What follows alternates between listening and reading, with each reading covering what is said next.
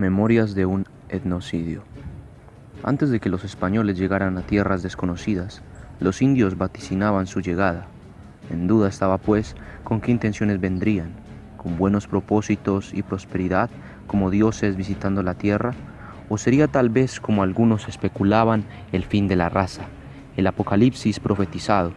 Pruebas yacen de esta profecía que aún en nuestro tiempo nos dejan perplejos sobre la misticidad del pueblo. Una profecía maya habría previsto la llegada de los blancos. La tierra arderá y habrá grandes círculos blancos en el cielo. Brotará la amargura mientras que la abundancia desaparecerá. Arderá la tierra y arderá la guerra de opresión. La época se sumergirá en pesados sufrimientos. De todas maneras, esto será visto. Será el tiempo del dolor, de las lágrimas y de la miseria. Es el que está por venir. Surge entonces una discusión sobre los bárbaros. De las Casas establece que no hay naciones en el mundo que no puedan ser persuadidas y encaminadas a la civilización. Además, todos los hombres, sin excepción alguna, poseemos la capacidad de razonar, lo que nos diferencia de las bestias y el resto de seres de la tierra, por lo cual estamos hechos a imagen y semejanza de Dios. Un religioso como de las Casas buscaba que se civilizara a los indios y se les adoctrinara bajo la religión cristiana, pues es imposible que una nación sea incapaz de ser gobernada y culturizada. Sepúlveda, al igual que de las Casas, era un sacerdote español. Sin embargo, él tomaba una postura diferente a la de su compañero del clero. Él no creía que aquellos indios podían ser civilizados. Sin embargo, se les ofrecería abandonar todas sus creencias, tradiciones y estilo de vida por uno que les es totalmente desconocido. ¿Cómo podrían negarse? Ay, y si se negaban, las armas estaban listas, los hombres dispuestos a domarlos y esclavizarlos como bestias, y exponía que debía seguirse el orden social de las cosas, bajo fuerza y poder, pues el necio servirá al sabio, ¿no? Lo dice la Biblia. Además, era el derecho natural de los españoles concedido por Dios, pues es lo justo. ¿O se equivocaba? Alguien no estaba de acuerdo. Santo Tomás de Domingo. No eran bárbaros y mucho menos bestias, sino gente ya civilizada, puesto que tenían su propia lengua, el quechua, sus propias palabras y significados, su entonación y pronunciación. Y es verdad, solo que esta opinión no sería tomada muy en cuenta aun cuando fuese la postura más cuerda del imperio. La verdad se confirmaría mucho después, que nunca los indios de todas las Indias habían hecho mal alguno a los cristianos, mas habían tolerado ya muertes, violaciones, robos y vejaciones de toda índole. La barbarie comenzaría y, qué irónico, las víctimas serían los bárbaros. El cristiano justificaría su crueldad con su encomienda divina, a tal punto que la vida de un cristiano equivaldría a la de 100 indios. Muchos de estos serían quemados, asados como corderos, incinerados en vida para poder ver sus ánimas abandonando sus cuerpos.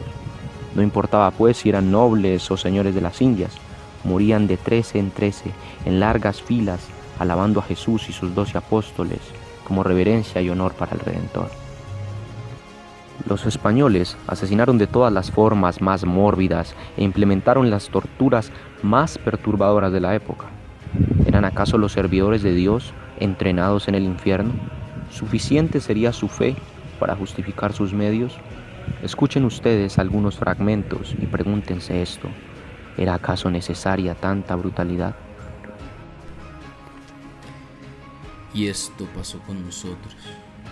Nosotros lo vimos, nosotros lo admiramos. Con esta lamentosa y triste suerte nos vimos angustiados.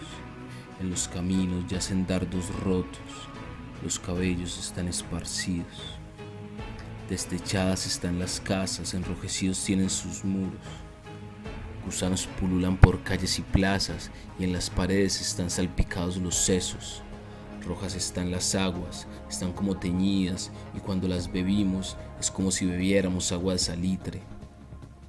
Golpeábamos, en tanto, los muros de adobe, y era nuestra herencia una red de agujeros.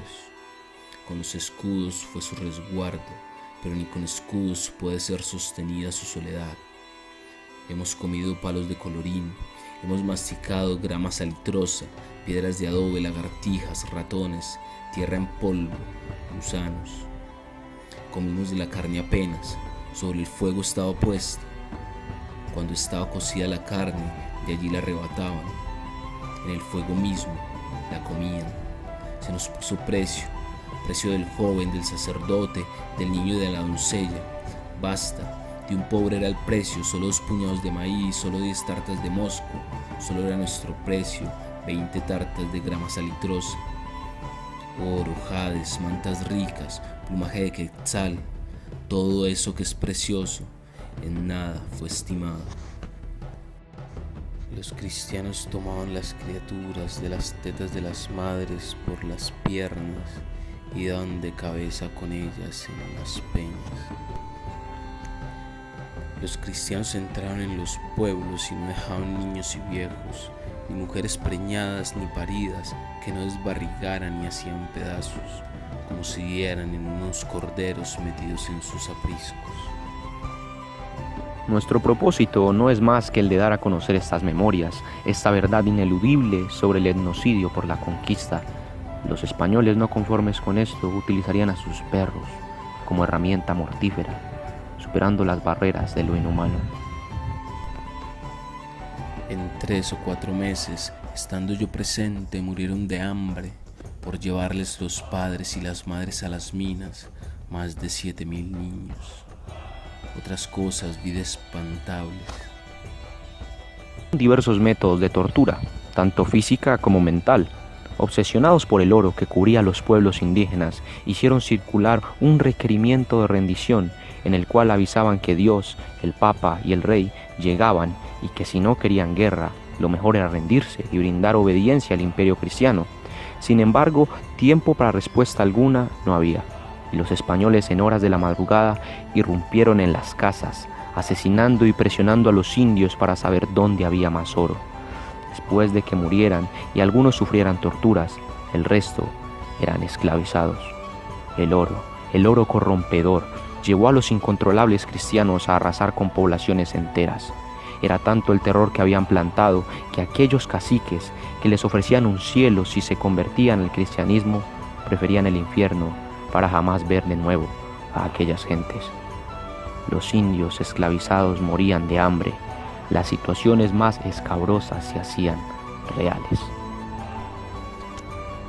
Una vez, porque quiso el tirano hacer un repartimiento de los indios, porque se le antojó, y aún dicen que por quitar los indios a quien no quería bien, y darlos a quien le parecía, fue causa que los indios sembrasen una sementera, y como no hubo para los cristianos, tomaron a los indios cuanto maíz tenían para mantener así a sus hijos, por lo cual murieron de hambre más de 20 o 30,000 ánimas, y acaeció mujer matar a su hijo para comerlo de hambre.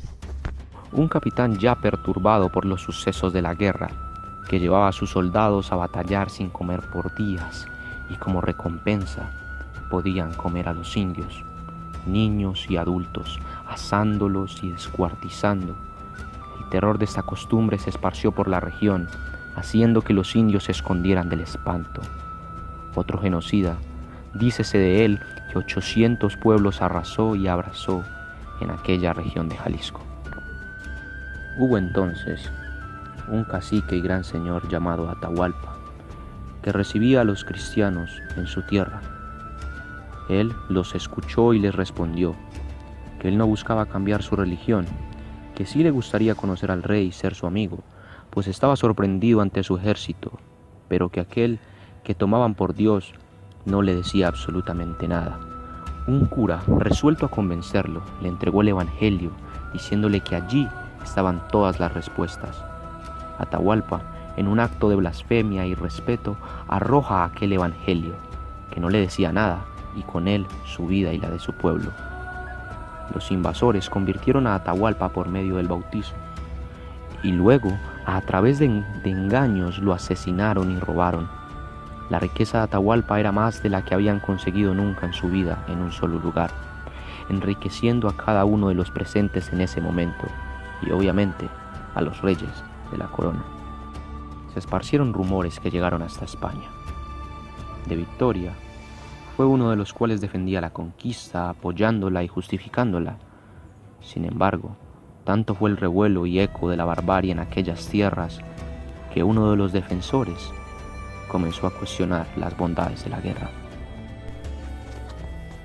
En este reino, en una provincia de la Nueva España, yendo cierto español con sus perros a caza de venados o de conejos, un día, no hallando que cazar, parecióle que tenían hambre los perros, y tomó un muchacho chiquito a su madre, y con un puñal cortale a tarazones los brazos y las piernas, dando a cada perro su parte, y después de comidos aquellos tarazones, echarles todo el cuerpecito en el suelo a todos juntos.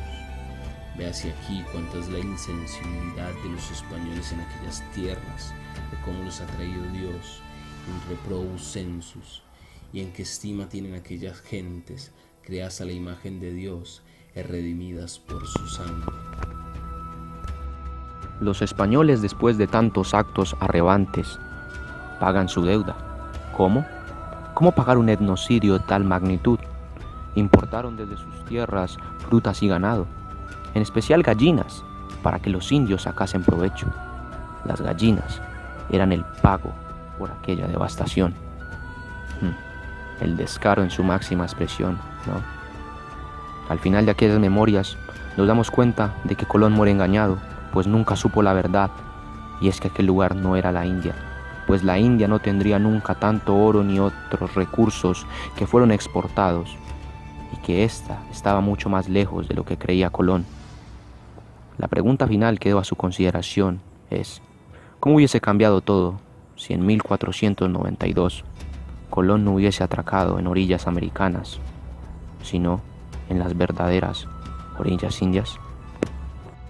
Todos estos relatos han sido permeados por corrientes estilísticas que responden principalmente al Renacimiento, con rasgos como la mímesis, el lenguaje claro y racional, y en la época medieval con el providencialismo, lo macabro y lo escatológico. También podemos encontrar descriptivismo, y su estructura narrativa se puede dividir en relatos, crónicas, cartas, crónicas de Indias y poemas amerindios. Muchas gracias.